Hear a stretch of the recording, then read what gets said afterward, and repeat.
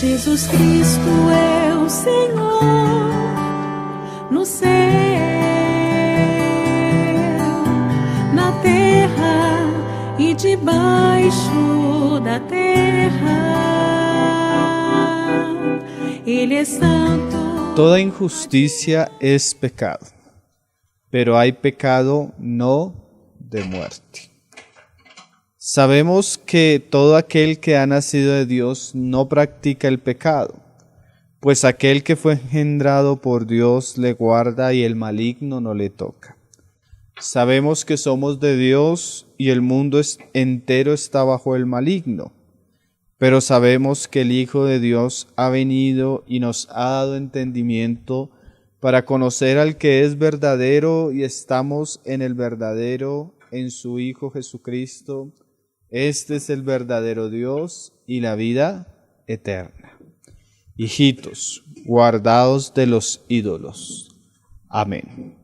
Entonces, ya viendo el final de la epístola, hay un asunto que se resalta acá, y algunos hermanos lo han llamado como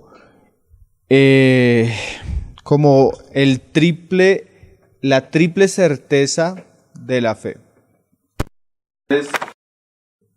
Vamos a estudiar esa triple certeza. ¿Por qué se dice que triple certeza? Porque si usted se da cuenta, el versículo 17, el versículo 18 y el versículo 19 comienza con un sabemos. Entonces, esas certezas con las que Juan termina su epístola son como el resumen de cosas que él ha dicho, que son cosas que son ciertísimas de la fe cristiana, que van a ser nuestra última consideración de la epístola. Entonces, la triple certeza, pero hoy vamos a hablar de la primera certeza que se encuentra ahí en el verso 18, que es, volvámoslo a leer, dice: sabemos que todo aquel que ha nacido de Dios no practica el pecado, pues aquel que fue engendrado por Dios le guarda y el maligno no le toca. Entonces, es la primera certeza de las tres que Juan dice al final de su epístola, y esa es la que vamos a considerar hoy. ¿Qué? Que sabemos que el que es realmente de Dios no tiene una práctica del pecado, y que Dios le guarda y que el maligno no le toca. Esas son las certezas que Juan habla y que él ya lo ha venido desarrollando en todo el libro. Seguramente no vamos a entrar en mucho detalle porque es que ya estamos concluyendo varias cosas que hemos dicho, pero tampoco quisiera por lo menos estudiar las tres hoy, pudiendo entenderlas y enfatizar en las tres ya para ir terminando. Entonces, bueno, la primera certeza: no hay práctica de pecado en un verdadero nacido de Dios. ¿Qué quiere decir eso? Que la vida cristiana se caracteriza porque el cristiano está por encima del poder del pecado. Que no es que no peque, pero el cristiano se caracteriza porque tiene una vida victoriosa sobre el pecado. Aunque a veces peca, no es lo común en el verdadero nacido de nuevo la práctica del pecado, ¿sí? O sea, la vida cristiana está relacionada, y Juan dice, sabemos, o sea, como algo certero, que si alguien está en práctica del pecado y no hay arrepentimiento, ni se ha apartado de ese pecado, no es nacido de nuevo. Porque la certeza en la Biblia es que el cristiano nacido de nuevo tiene victoria sobre el pecado. Él se caracteriza porque ha abandonado el pecado.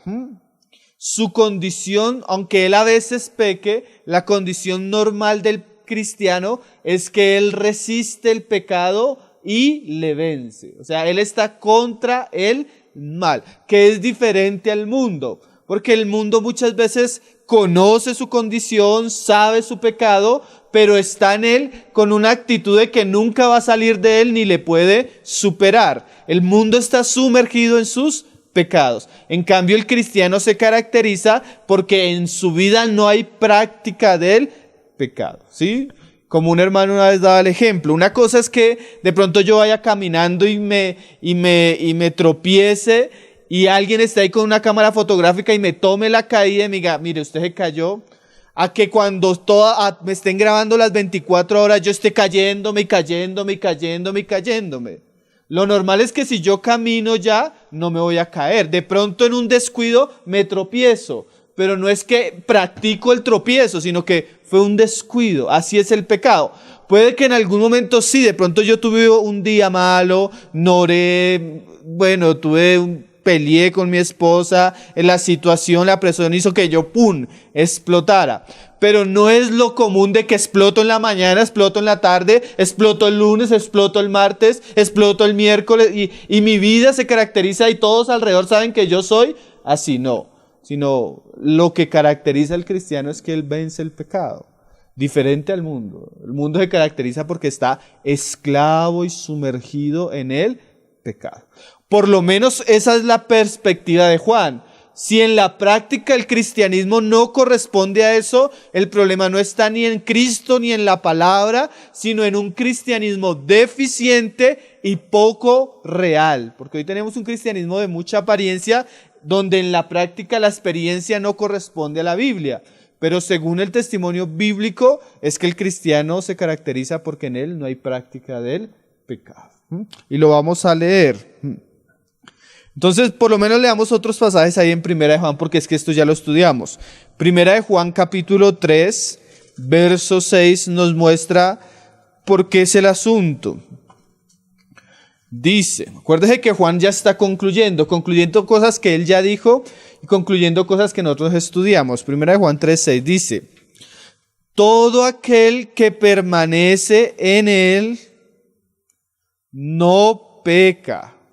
Todo aquel que peca no le ha visto ni le ha conocido. Juan es muy certero, Juan es muy claro y cuando él expone la fe, él es concreto.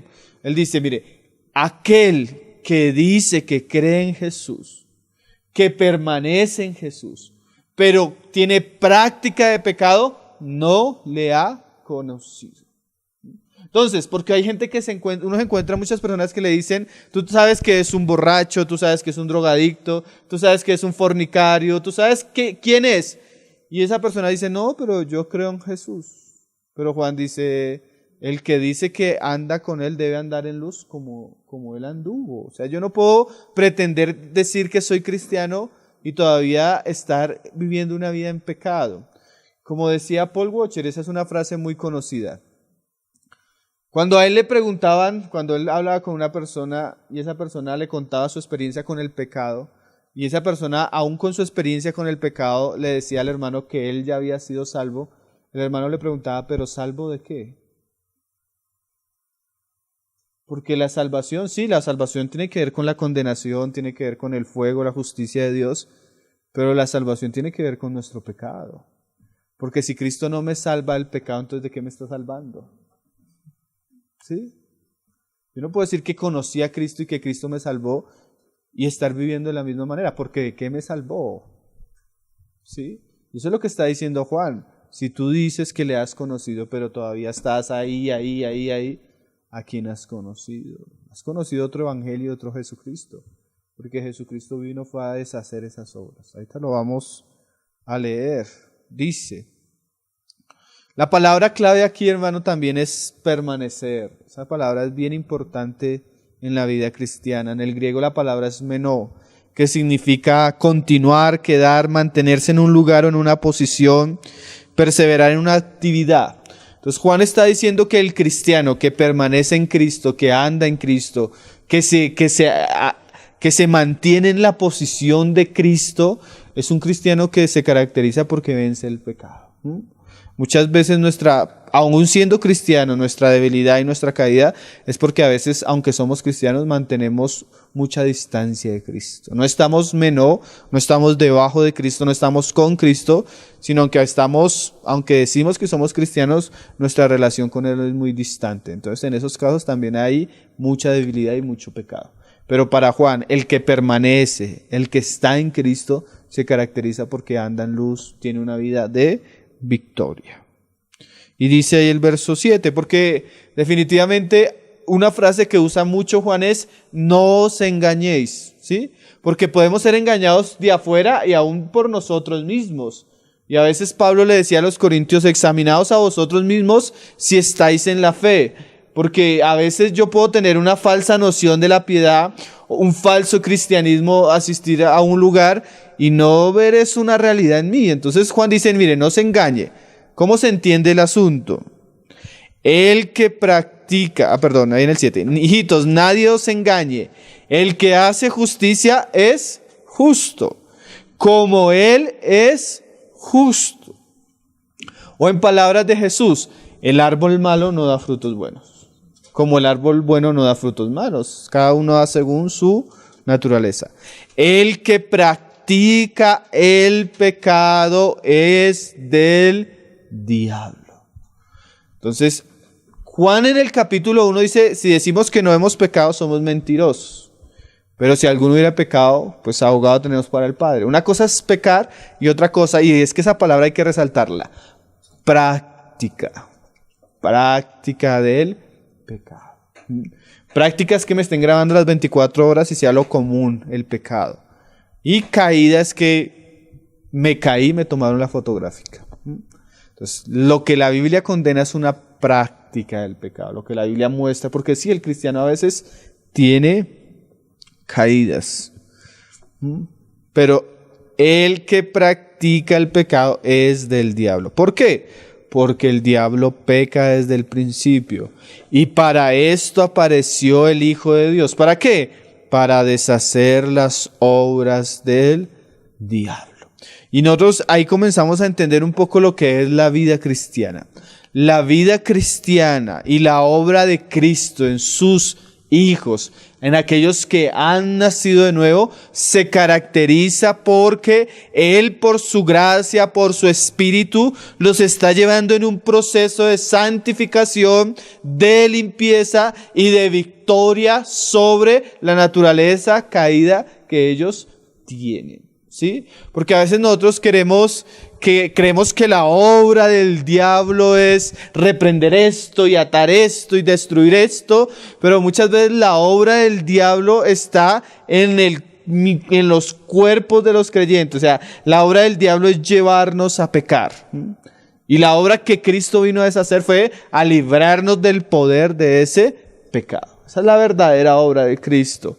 Si nosotros podemos tener unas vidas victoriosas sobre el pecado, si nosotros podemos andar santos, sin mancha, sin caída, ahí la hicimos. Así no conquistemos Sudamérica para Cristo. Si podemos vencer nuestra naturaleza por medio de la operación del Espíritu Santo, nuestra carne, sus deseos, sus pasiones, sus antojos, y vivir una vida santa y sin mancha delante de Dios, lo hicimos. A eso vino Cristo, a hacer de nosotros santos. Más que predicadores, más que ministros, más que un servicio, Dios vino a hacer de nosotros hombres santos. Esa es la obra de Cristo, ese es el trabajo de Dios en nuestra vida por su Espíritu y por su gracia. Mira, lo dice el verso 9, todo aquel que es nacido de Dios no practica el pecado, porque la simiente de Dios permanece en él y no puede pecar porque es nacido de Dios. O sea, como lo hablábamos la vez pasada, la naturaleza divina que mora en nosotros por el Espíritu Santo hace que el cristiano guarde distancia, hace que el cristiano tenga temor de pecar, hace que el cristiano se constriña cuando peca, hace que el cristiano, aunque a veces caiga en ese pecado, él no gusta porque la naturaleza santa que hay en él por el Espíritu Santo hace que él repele esa realidad. ¿Sí? El cristiano es conocido no solo porque no peca, sino porque cuando peca, él siente repulsión por ese pecado, él siente asco por el pecado, él se siente sucio.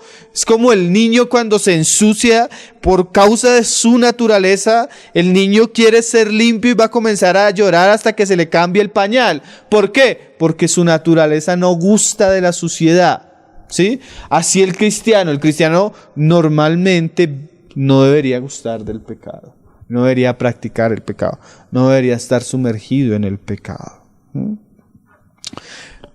¿De dónde saca esto Juan? Juan habla de las mismas palabras del Señor Jesús. Mira ahí en Juan 8, verso 31, pasajes que hemos conocido y que hemos estudiado muchas veces. Pero esos son parte de la certeza que tiene la fe cristiana. Ahí el Señor le habla a los judíos que habían creído en Él. Porque había como una especie de falsa visión de la religión. Porque el asunto se había tornado muy político. Porque de alguna manera el judaísmo tenía eso. La religión judía no solo era un asunto de fe, de culto, sino que la misma religión judía involucraba el asunto de la nación, del gobierno. Estaba muy ligado el reino y el sacerdocio en ellos. Entonces, de alguna manera ellos pensaban que el Mesías libertador lo que iba a hacer era librarlos de la opresión de los romanos, ¿sí? Y a veces nosotros tenemos ese pensamiento como cristianos. Entonces yo pienso que Cristo viene a librarme de la opresión económica. Cristo viene a librarme de la opresión financiera. Porque tenemos como una visión un poco distorsionada de la fe. Pero mira lo que les dice el Señor a ellos. Ahí en el verso 31. Juan 8, verso 31. Dice: dijo entonces Jesús a los judíos que habían creído en Él: si vosotros permaneciereis en mi palabra, seréis verdaderamente mis discípulos, y conoceréis la verdad, y la verdad os hará libres. Entonces ellos como que no entendieron. Le respondieron: linaje de Abraham somos, y jamás hemos sido esclavos de nadie. ¿Cómo dices tú? ¿Seréis libres? ¿Sí ven? Ellos lo veían ya muy en cuanto a su nación, en cuanto a lo político, en cuanto... Y ellos eran celosos de esto. Pero Jesús les respondió: de cierto os digo, que todo aquel que hace pecado, esclavo es del pecado. Aquí el Señor comienza a hablarles de qué libertad les estaba hablando y de qué esclavitud. Por eso los decíamos, el Hijo se caracteriza que aunque a veces tiene debilidad, una cosa es tener debilidad y otra cosa es esclavitud. El verdadero Hijo no debe ser esclavo del pecado. El verdadero Hijo no debe estar bajo el pecado. En cambio, el mundo está en esclavitud del pecado. Como dijo un hermano, solo basta preguntar, porque a veces las personas ponen o dicen cosas. Por ejemplo, yo hice un video para internet sobre la inmoralidad. Entonces me escribió un muchachito de 15 años. Me comentó: no, usted dice que los que practican eso son esclavos de eso. Yo lo hago 3 veces a la semana, pero no soy esclavo. Entonces mi respuesta sería: intente dejarlo de hacer 1 mes y se va a dar cuenta que sí es esclavo. Porque cuando yo me doy cuenta que soy esclavo, cuando quiero dejarlo de hacer y no puedo. Ahí es donde yo me doy cuenta que soy esclavo a ese pecado. Pero el Hijo vino ¿a qué? A libertarnos de ese pecado. Esa es la verdadera obra. Porque a veces los cristianos hablan hasta en contra de la Biblia. Por ejemplo, hay unos movimientos hoy en día que hablan mucho de eso, libertad financiera. Entonces usted no tiene por qué estar oprimido bajo una empresa trabajando 8 horas. Cristo lo llamó a ser libre, independícese. Entonces le muestran toda una visión de negocio y todos unos multiniveles. Pero Pablo le dice a los esclavos: si estás sujeto al Señor, no procures soltarte. Y esos sí eran esclavos. ¿Por qué? Porque una persona puede estar siendo esclava, como en la época de Pablo, de otro, y ser libre. En cambio, el señor del esclavo, esclavizando a otros, también podía ser esclavo. O sea, yo puedo estar sobre otras personas, pero muchas veces puede haber un pecado que está sobre mi vida y ahí estoy atado. Y puedo estar atado, hasta laboralmente a un señor, a un amo, a una empresa y ser libre. Entonces el asunto no es de libertad financiera. El asunto es que Cristo vino a deshacer las obras del diablo. Y la obra principal del diablo es el pecado en la vida de los hombres. Porque el pecado es el que esclaviza, el pecado es el que mata, y por el pecado es que los hombres están condenados y en enemistad con Dios. ¿Sí? Esa es la obra de Cristo. Él dice: de cierto os digo que todo aquel que hace pecado, esclavo es del pecado. Y el esclavo no queda en la casa para siempre. El hijo sí queda para siempre. Entonces una cosa es el esclavo y otra cosa es el hijo. Así que, si el Hijo os libertare, seréis verdaderamente libres. Entonces, la libertad gloriosa de los hijos de Dios está ligada ¿a qué? No a que nosotros seamos mejores hombres que los otros, sino está ligada a nuestra permanencia en Cristo, porque es Cristo el que me hace verdaderamente libre. A tal punto que ese día que yo no estoy ligado a Cristo, en comunión con Cristo, bajo su presencia, bajo la oración, yo me doy cuenta que el pecado es muy potente en mi carne. ¿Qué me libra de ese poder del pecado? Como dice Pablo, dice: miserable de mí, ¿quién me librará de este cuerpo de muerte? Pero el verso siguiente dice: más gracias a Dios por Jesucristo. O sea, lo que no me deja estar en ese estado de esclavitud, de sumisión, de muerte, es que la gracia en Jesucristo. Entonces yo inmediatamente me ligo a Cristo. Una de las virtudes que surgen de mi vida es que yo comienzo a tener poder, capacidad sobre el pecado en mi carne. Y esa es la obra de Cristo. En la medida que yo ando con Él, permanezco en Él, persevero en Él, comienza a haber una realidad en mi vida espiritual. A tal punto que mira cómo Pablo habla de los creyentes. Efesios 2, verso 2. Mira cómo Pablo habla. ¿De quiénes? De los creyentes. Él ya habla de personas que hacían y deshacían, pero que ahora en Cristo son nuevas criaturas. Mira cómo lo dice Pablo. Nomás cómo comienza el versículo en Efesios 2, verso 2. Dice: en los cuales anduvimos en otro tiempo. O sea, sí, pecábamos, hacíamos y deshacíamos, esclavos, pero dice Pablo, sí, eso lo hacíamos, pero en otro tiempo, dando a entender que sí, esa era una realidad en nosotros, pero antes. ¿Antes de qué? Antes de Cristo. El verso siguiente lo vuelve a repetir. Entre los cuales también todos nosotros, porque no era que era alguno, sino éramos todos los que estábamos sin Cristo, vivimos en otro tiempo en los deseos de nuestra carne. O sea, cuando estábamos sin Cristo, ¿en qué nos caracterizábamos?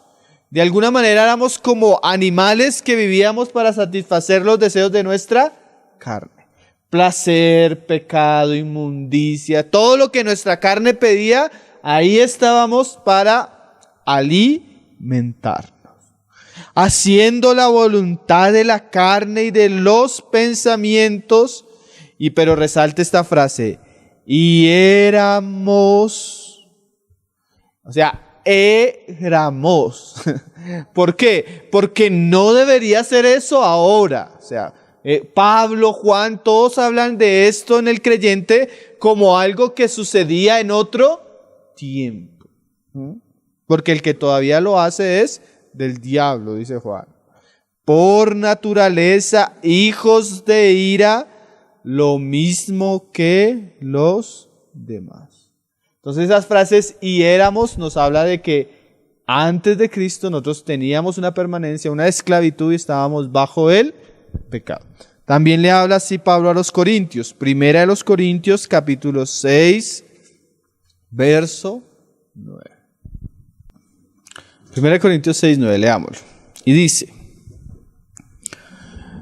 ¿no sabéis que los injustos no heredarán el reino de Dios. No erréis.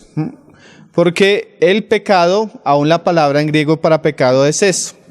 Pecado es no darle en el blanco. Y a veces nosotros podemos errar en estos asuntos. ¿Por qué? Porque lo que decíamos ahorita, a veces hay muchas personas que dicen que son y no son. Pero mira lo que dice Pablo: no erréis, ni los fornicarios, ni los idólatras, ni los adúlteros, ni los afeminados, ni los que se echan con varones, o sea, homosexualismo, ni los ladrones, ni los avaros, ni los borrachos, ni los maldicientes, ni los estafadores heredarán el reino de Dios.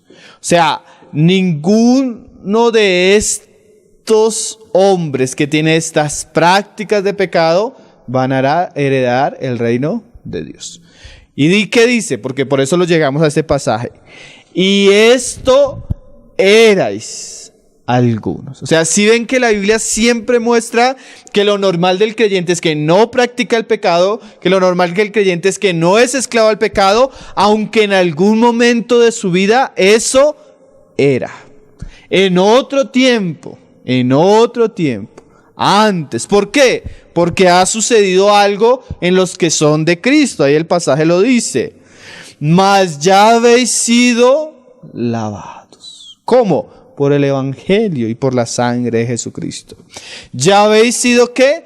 Santificados. ¿Qué más? Ya habéis sido justificados en el nombre del Señor Jesús y por el Espíritu de nuestro Dios. Entonces siempre la Biblia muestra un antes de Cristo, una vida sin Cristo caracterizada por el pecado, pero también la Biblia resalta, y eso es una certeza de fe, que el que ahora está en Cristo no se caracteriza ya no por la práctica del pecado, sino por la libertad del pecado. Entonces volvamos a 1 Juan 5:18.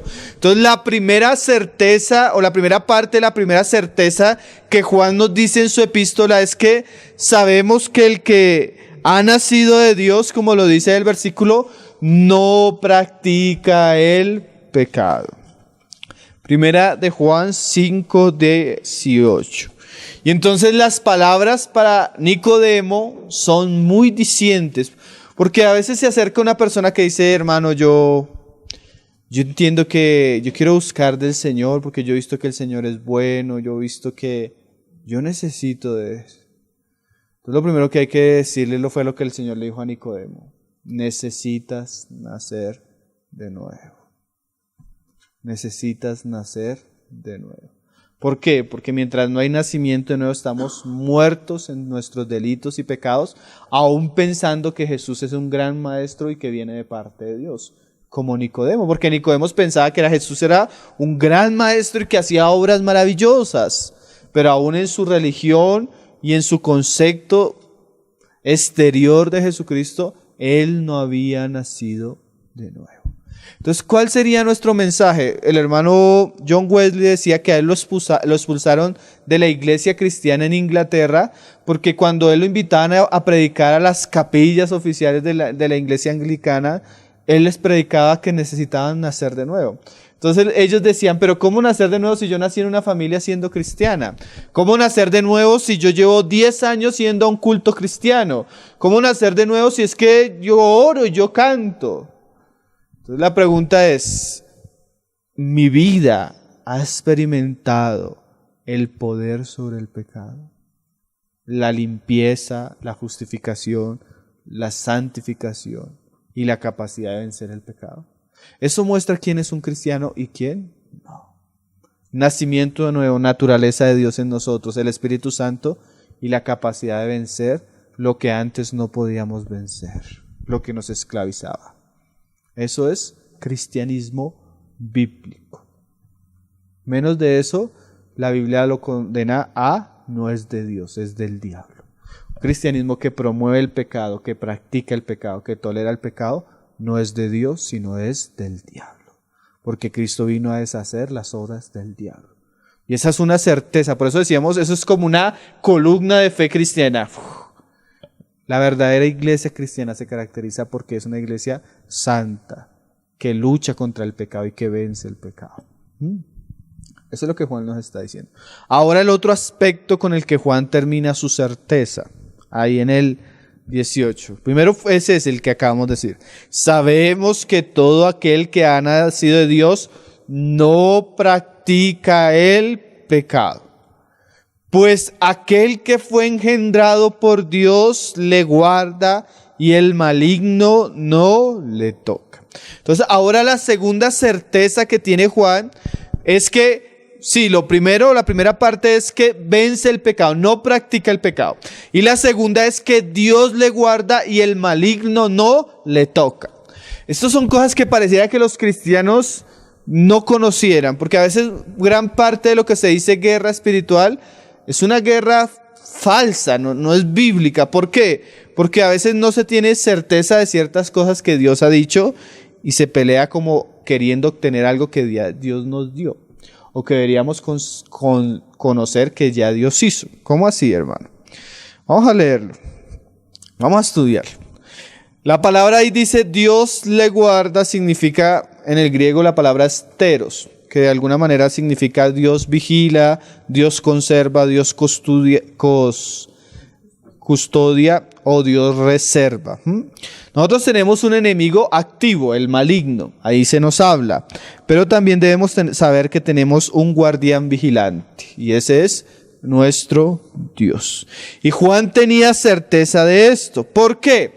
Acuérdese que Juan, discípulo de Jesús, estuvo con Jesús y no solo eso, sino tuvo una gran experiencia de fe cristiana. Su experiencia que le mostraba Juan y nos escribe en su vejez: el cristiano verdadero no peca, no practica el pecado. Y el cristiano verdadero sabe que Dios le guarda del mal. ¿Por qué? Vamos a leer algunas palabras que él escuchó de la misma boca del Señor Jesús. Juan 17, verso 15. Juan 17, verso 15. Juan habla algo bien interesante, algo que él vio. No solo vio en el sentido de seguramente lo experimentó, seguramente él vio que esa era la característica del trato de Dios con los nacidos de nuevo, con sus hijos, sino que él veía cómo Cristo oraba. Y él veía que la oración de Cristo cumplió el objetivo por el cual él la hizo. Mira lo que dice ahí. Juan 17, verso 15. Mira lo que decía el Señor: no ruego que los quites del mundo. Porque uno quisiera eso, ¿no? Ojalá el Señor hubiera rogado de otra manera: Señor, sácalos del mundo. Pero el Señor no rogaba para que nos sacara del mundo, sino ¿para qué? Sino que los guardases del mal. Entonces acuérdese lo que dice Juan: el verdadero cristiano no peca porque... ¿Por qué? Porque Dios le guarda y el maligno no le puede tocar. Entonces, ¿qué está diciendo Juan? Que lo que Cristo oraba se cumplió. Que verdaderamente él tenía certeza en su vida cristiana que los que eran hijos de Dios, la mano de Dios estaba protegiéndoles aún en medio de un mundo adverso. Y mira lo que dice el Señor ahí en el verso 12. Retroceda un poco. Él orando al Padre. Mira lo que dice. Entonces mira cómo Jesús hablaba. Porque a veces en nosotros, ¿cómo decirlo? A veces los hermanos usan este lenguaje. Hermano, ore así, ore con fe. Reprenda a Satanás. Entonces le dicen a uno una oración. Yo en estos días entraba a una panadería de allí, unas personas que son cristianas y tienen el decreto apostólico del apóstol para este año.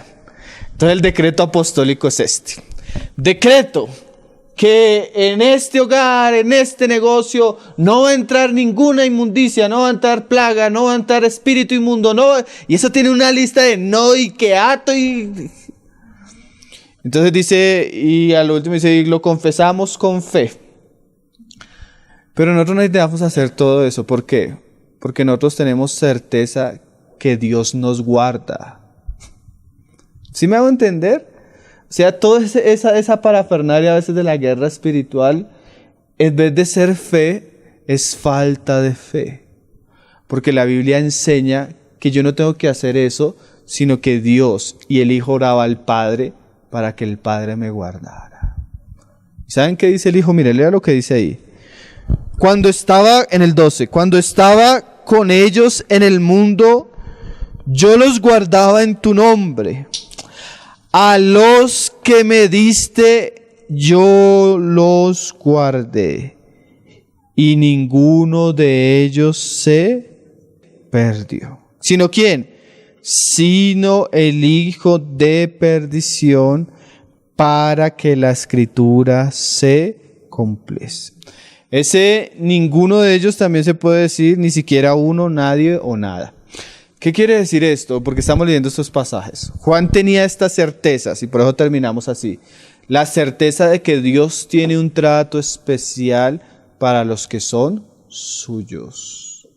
Así como el cristiano se caracteriza que no peca, también Dios se caracteriza que los que son de Él, Él mismo los guarda y ninguno de ellos se perderá. Y esto es bastante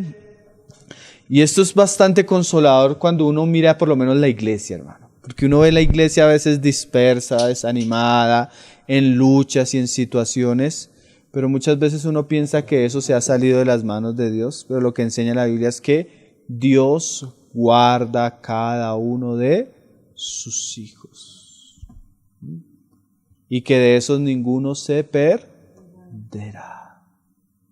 Esa es la certeza.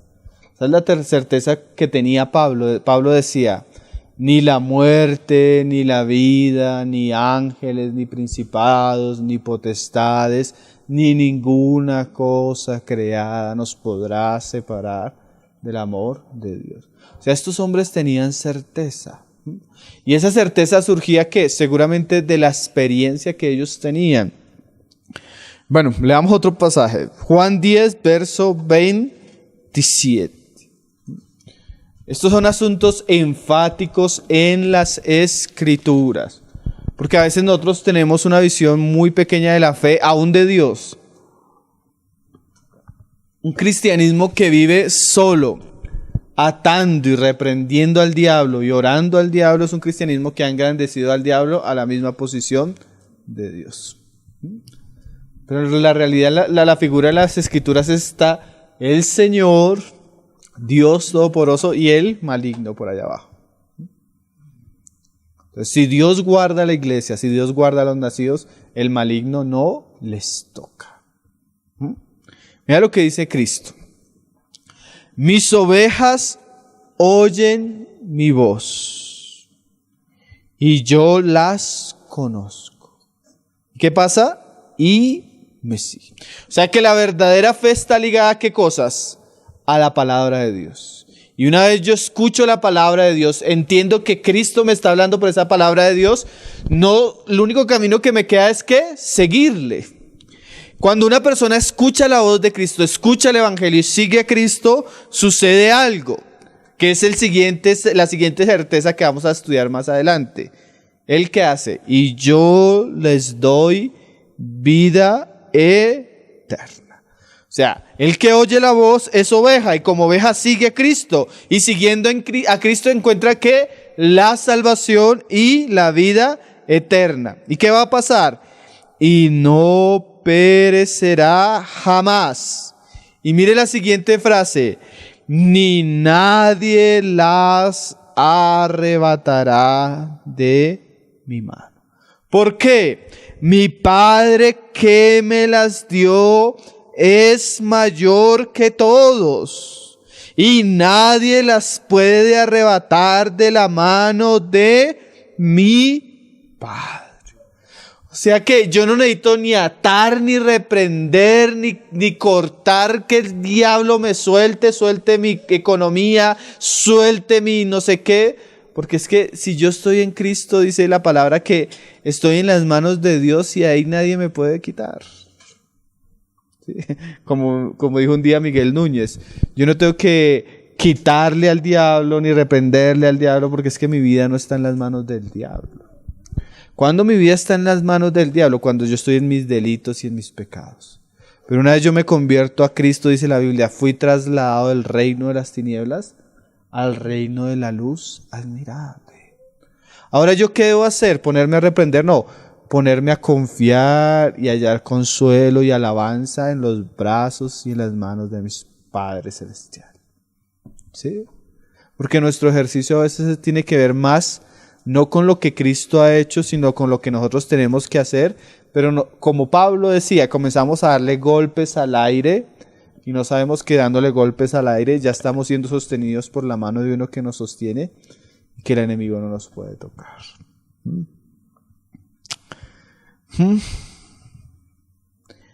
Debe haber certeza. Mira como Juan lo decía, se lo vuelvo a leer. Porque Dios le guarda y el maligno no le toca. Yo creo que Juan lo decía con mucha claridad. Hay historias de la iglesia primitiva en algunos libros apócrifos que Juan más o menos en el año 95 ya lo habían perseguido y lo habían intentado matar varias veces. Pero el emperador, al ver que este hombre entonces hizo como un espectáculo público. Entonces, ¿cómo lo vamos a matar? Entonces, muchas veces los leones no se comían a los cristianos. Había casos donde la hoguera no los quemaba. Entonces, para hacer un acto así apoteósico, prepararon una olla de aceite hirviendo. Y dije, ahí sí se consume. Eso llenaban el Coliseo y todo el mundo. Y como estaba el dicho de que Juan nunca moriría, entonces era el espectáculo matar al último de los apóstoles, al que no moriría. Eso como que fue un gran evento. Y lo lanzaron a la olla hirviendo y no murió. Entonces, ahí usted nota las palabras de Juan. Sabemos que Dios nos guarda y el maligno no nos toca. ¿Se entienden así las palabras de Juan? Juan experimentó la muerte y la persecución, pero él sabía que él tenía un Dios poderoso que lo libró de la mano del emperador y de sus enemigos. No que Juan no iba a morir, pero iba a morir en el momento que Dios quisiera y de la manera que él quisiera. Y eso comienza a traernos esperanza, hermano, porque nosotros vivimos en un mundo con miedos, con preocupaciones, con temores. Y todos los temores deben disiparse porque si somos de Cristo estamos en las manos de nuestro Padre Celestial y el diablo no nos toca. Leamos, un pasaje ahí en Daniel. Otros hombres, lo que estamos contando es historia de la iglesia, de la vida de Juan. Pero vamos a ver un poco historia bíblica de un profeta también y de sus amigos, los amigos de Daniel. Daniel 3, verso 25. Todos conocemos la historia, ¿no? Que estos hombres fueron encarcelados por irrumpir o incumplir un edicto real, que ellos no se inclinaron ante una estatua. Entonces ellos fueron atados, porque también hay que entender un poco el lenguaje bíblico. Cuando la Biblia dice que Dios nos guarda, no quiere decir que no vayamos a pasar por ciertas circunstancias, ¿verdad? Porque Pablo decía, todo lo puedo en Cristo. Pablo decía que nada lo iba a separar del amor de Dios, pero también Pablo decía que fue náufrago, que fue azotado, que fue perseguido por los judíos, que fue perseguido en peligros de camino, de ladrones. O sea, cuando estos hombres hablan de la protección de Dios, no es que Dios nos saca del mundo, sino que en medio de los desafíos del mundo, Dios nos guarda. Y yo pienso que esta es una buena figura. No es que Dios no permita, como en el caso de Daniel también, que yo sea echado en el foso de los leones. Es que estando en el foso, Dios me guarda. No es que Dios no le permitiera a Juan ser echado en la olla de aceite hirviendo, sino que estando ahí, Dios le guardó. ¿Sí lo estamos entendiendo? No es que yo no voy a pasar circunstancias difíciles como cristiano. Es que pasándolas, Dios está conmigo ahí y me está enseñando y está trabajando en mi vida. Es que Dios no me deja en las manos de mi enemigo, sino aunque permite que mi enemigo me toque, Él me protege y me da la victoria. ¿Sí? Entonces, vamos a leerlo ahí en Daniel 3, 25. Entonces, estos hombres fueron echados en el horno de fuego y el horno se calentó 7 veces, porque a veces hay partes de la jornada donde el horno se calienta un poco más. Y hay que saberlo. No siempre. El horno a veces tiene... Porque de por sí la vida en este mundo tiene aflicciones. Siempre el horno como que está ahí prendido. Pero hay veces que Dios en su soberanía determina que un hijo suyo debe pasar por ciertas cosas y le permite que se le caliente el horno 7 veces. Permite que hombres fuertes nos aten, permite que hombres fuertes nos subyuguen y nos boten al horno de fuego. Y a veces nos caemos ahí, pero Dios nos cuida ahí. Hay que saberlo, porque es que estas son cosas que nos sostienen en nuestra fe cristiana. Si yo sé que el Señor me ha llamado a no pecar, mi objetivo es no pecar. Pero también si yo sé que Dios me cuida, mi objetivo es no perder la fe, aunque esté pasando ciertas pruebas, porque yo sé que estoy en sus manos. ¿Sí? Esto es lo que verdaderamente fortalece la fe. El oír la palabra de Dios. El saber que a veces de pronto yo, como estos amigos de Daniel, voy a pasar ciertas circunstancias. Y dice, entonces cuando el rey ve que estos hombres caen ahí, mira lo que dice. Y él dijo, he aquí yo veo 4 varones sueltos. Porque ellos fueron echados amarrados, ¿sí? Porque a veces una de las cosas que parece de la prueba es que a veces en la prueba yo voy a estar atado. Pero en realidad la protección de Dios hace que yo a veces hasta en la misma prueba tenga libertad. Eso es un misterio. Que yo pasando ciertas cosas yo pueda tener paz, pueda tener gozo, pueda tener la compañía de Cristo, el gozo de Cristo. Eso es precioso. Que a veces en el momento de más prueba aparentemente comienza a surgir la virtud de Cristo y la gracia de Cristo. Dice Pedro que el Espíritu de gloria está sobre los que pasan por ciertos sufrimientos. Entonces yo puedo estar pasando un sufrimiento, pero si estoy en Cristo, ese sufrimiento puede ser algo para liberarme a mí y poder conocer cosas de Él que antes no conocía. Entonces gracias al Señor por la prueba, porque ahí le puedo conocer. Yo tuve una experiencia bien difícil hace algunos años, bien fea. Y en esa experiencia compuse canciones. Cada vez que me iba a llorar al cuarto, después de ponerme a llorar, cogía la guitarra y salían canciones. Compuse un montón de canciones. Ahora intento componer canciones y no puedo. Entonces me cuenta que no es algo natural en mí, sino fue en el momento de angustia, de dolor, de humillación, donde el Señor brotaba como un río. Y eso hace la gracia de Dios. Nos pasa por pruebas, pero no para destruirnos, sino para que le conozcamos que Él está en medio de nosotros y ayudarnos. Y que le conozcamos verdaderamente, porque a veces tenemos una fe poco fingida, un poco, sí, como una fe como muy exterior. Pero cuando viene el fuego, se quitan todas las impurezas del oro y comienza a surgir lo que es precioso. Entonces a veces nuestra fe es impura y lo que la purifica es el fuego de la prueba. Entonces el Señor nos ayude. Y dice, pero mire lo que veía este hombre. 4 varones sueltos. Habían sido echados 3, pero él veía 4. ¿Por qué? Porque Dios le permitió tener una teofanía. ¿Qué es una teofanía? Ver la presencia de Dios en medio de la prueba de sus siervos. Que se paseaban en medio del fuego sin sufrir ningún daño. Y eso es bien interesante también. Podemos pasar circunstancias sin sufrir ningún daño. Esa es la protección de Dios. No que nos evita la prueba, sino que en medio de la prueba nos permite pasar sin que suframos daños. Y el aspecto del cuarto es semejante a hijos de los dioses. Entonces Nabucodonosor se acercó a la puerta del horno de fuego ardiendo y dijo, Sadrach, Mesach y Abednego, siervos del Dios Altísimo, salid y venid. Entonces Sadrach, Mesach y Abednego salieron de en medio del fuego. Y se juntaron los sátrapas, los gobernadores, los capitanes y los consejeros del rey para mirar a estos varones. Ahí recuerdo también la historia de Juan saliendo, me imagino todo el coliseo, todos viendo a Juan saliendo de la olla de aceite hirviendo. Cómo el fuego no había tenido poder alguno sobre sus cuerpos. Y mira esa frase, ni aun el cabello de sus cabezas se habían quemado. Sus ropas estaban intactas y ni siquiera olor de fuego tenía. Entonces Nabucodonosor dijo, y a eso es lo que queremos llegar, bendito sea el Dios de ellos.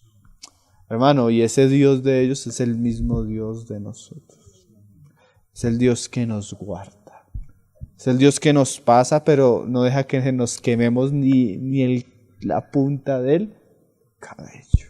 No deja que quedemos oliendo a prueba. Porque a veces eso pasa hasta en el mundo.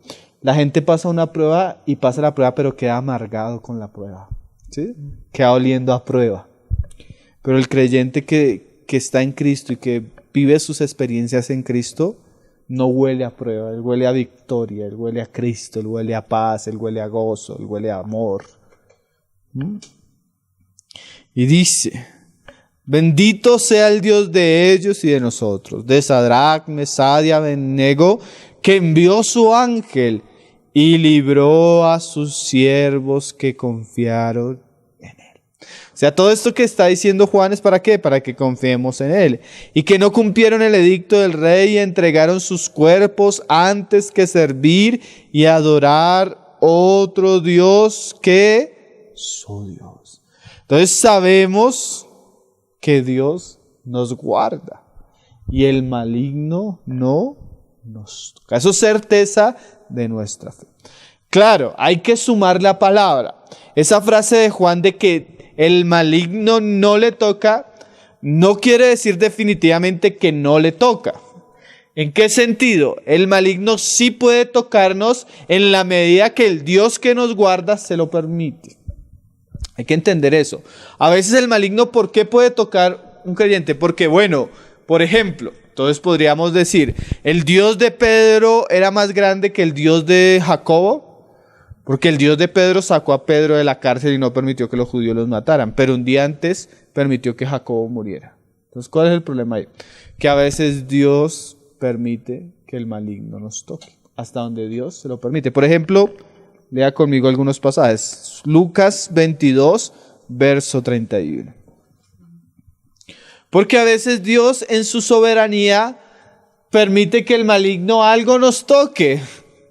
No porque el maligno tenga poder para tocarnos sobre el Señor, sino porque el Señor que nos guarda y que estamos en sus manos, permite que Él nos toque. Hay que entenderlo también, ¿no? Porque hay casos en la Biblia donde se ve eso. Lucas 22, verso 31.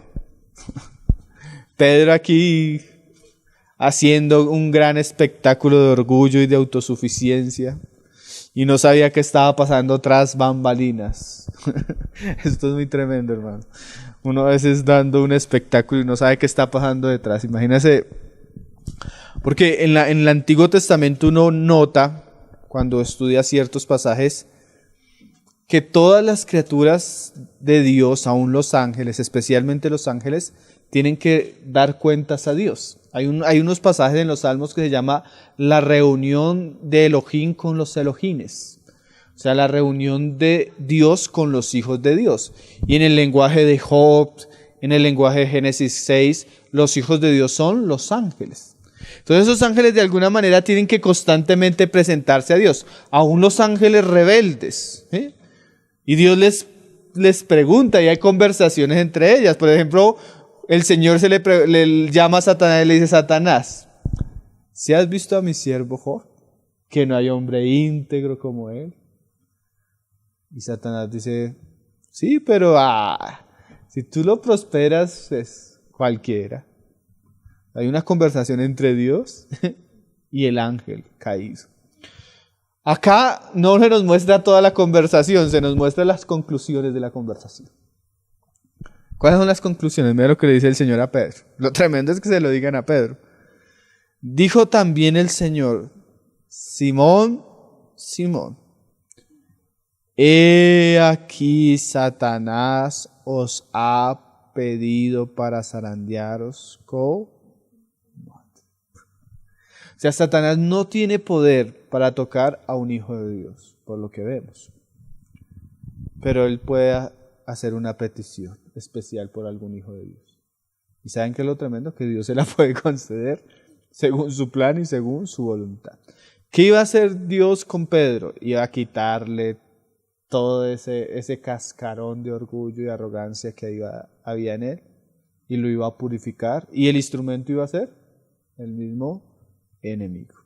Pero acuérdese, el Señor dice, pero he rogado por ti para que tu fe no falte. Y una vez vuelto, confirma a tus hermanos. Entonces, ¿qué muestra eso? Que aunque Satanás puede pedir, ¿es Dios el que lo concede o es Dios el que no lo concede? O sea, Dios es mayor que el que está en el mundo.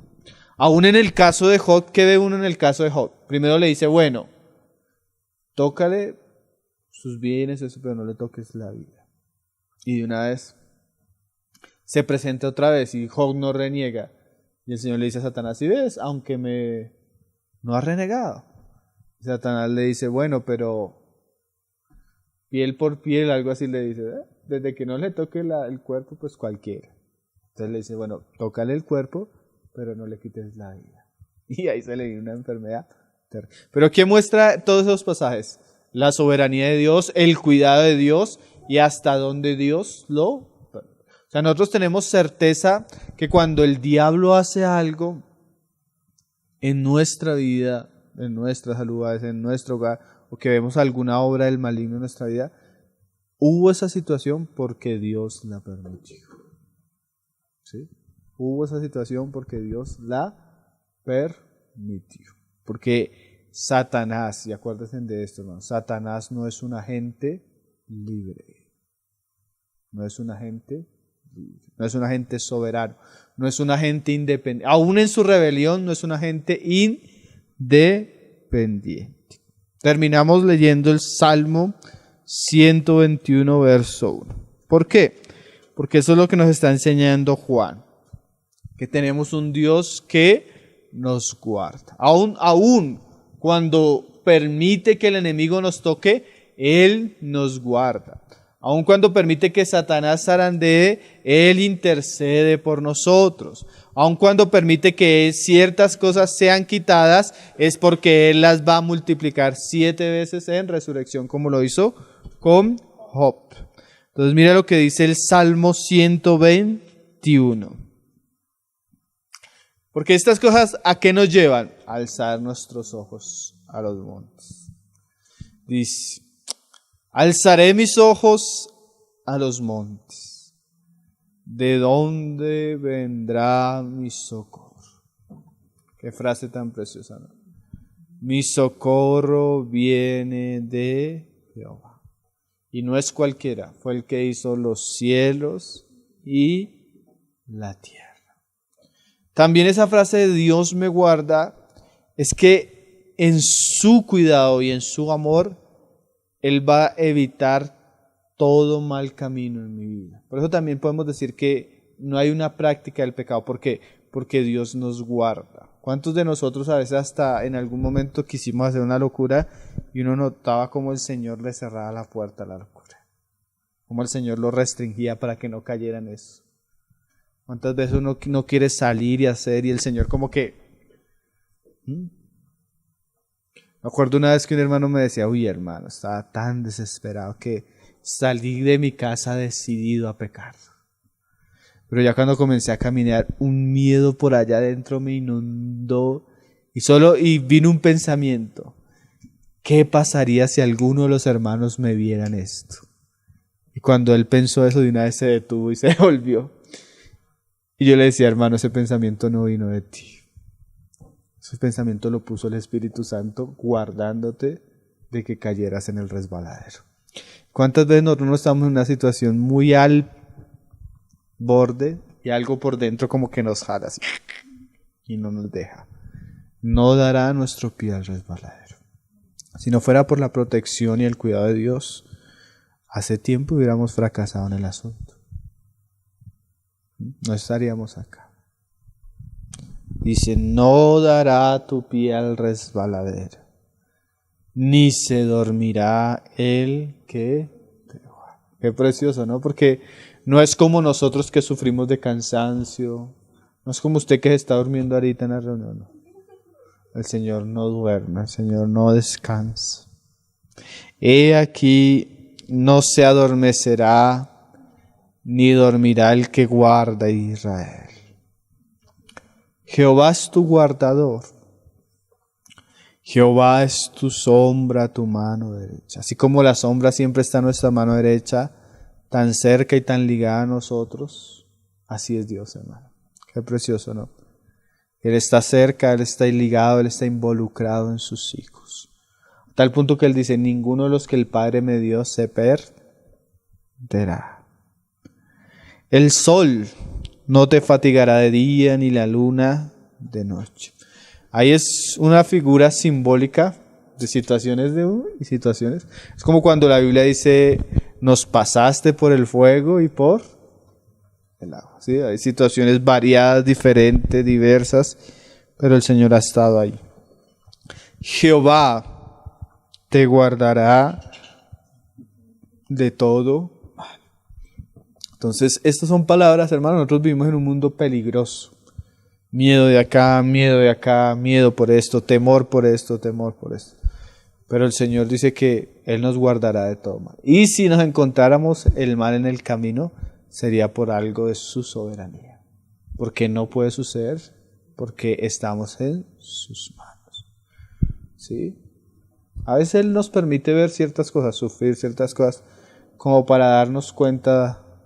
Me acuerdo un día iba caminando, iba a pasar la autopista, semáforo en rojo, pararon todos los carros y yo fui a dar un paso y yo sentí que algo me jaló para atrás, pero fue algo extraño. Cuando hago hacia atrás, pasa una moto así. Frenaron todos los carros, pero no frenó la moto, frenó como a los 15 metros y me miraba atrás el muchacho y se hacía así. Se pasó el semáforo en rojo. Pero yo sentí el vientico así. Señor me guarda. Y quién sabe cuántas más cosas y no nos hemos dado de cuenta.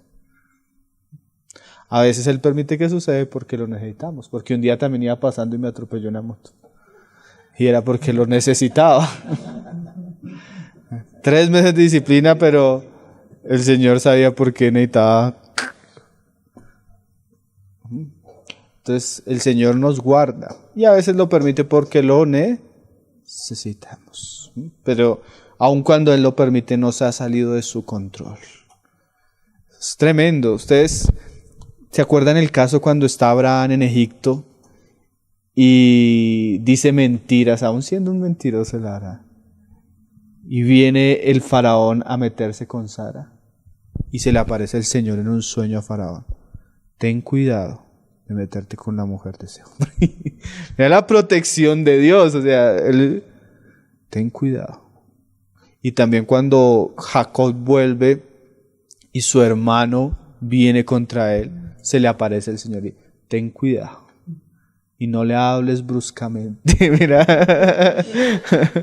a veces yo me acuerdo, una hermana una vez me contaba una prueba que tenía en su trabajo con su jefe y su jefe brava y llena de odio contra ella le decía, y yo sé que no puedo hacerlo contra usted porque algo por dentro me dice que Dios la cuida a usted, pero si no, imagínate, la misma jefe se da cuenta que era cristiana y que no se podía meter tan fácilmente con la cristiana. O sea, a veces Dios hace esas cosas, mostrando que aún en la prueba Él tiene control. Aún en la prueba Él tiene control de las circunstancias. Él es nuestro guardador. Jehová te guardará de todo mal. Él guardará tu alma. Jehová guardará tu salida y tu entrada. Y esas frases, hermano, desde ahora y para siempre.